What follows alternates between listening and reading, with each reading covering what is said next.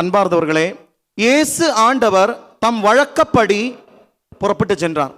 இயேசு ஆண்டவருக்கு ஒரே ஒரு வழக்கம் தான். என்ன வழக்கம்? ஜெபத்தின் வழக்கம். இயேசு ஆண்டவருக்கு ஒரே ஒரு வழக்கம் தான் இருந்தது, அது ஜெபத்தின் வழக்கம். நாம் பைபிளில் எங்கேயும் நாம் வாசிப்பதில்லை இயேசு ஆண்டவர் வழக்கம் படி நியூஸ் பேப்பர் படித்தார். எங்கேயும் வாசிப்பதில்லை. இயேசு ஆண்டவர் வழக்கம் படி மார்னிங் வாக்கு போயினார். வாசிப்பதில்லை. இயேசு ஆண்டவர் வழக்கப்படி சுடு சுடா டீ சாப்பிட்டார். எங்கேயும் வாசிப்பதில்லை.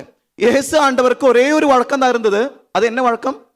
ஜெபத்தின் வழக்கம். சொல்லுங்க, ஜெபத்தின் வழக்கம்.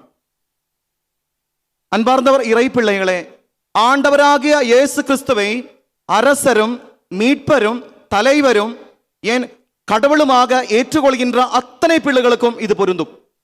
கடைபிடிக்க வேண்டிய வசனம், கடைபிடிக்க வேண்டிய கொள்கை தான் இந்த ஜெபம். கரமுயர்த்தி சொல்லுவோம் ஹல்லேலூயா. அபிஷேகத்தோடு சொல்லுவோம் ஹல்லேலூயா.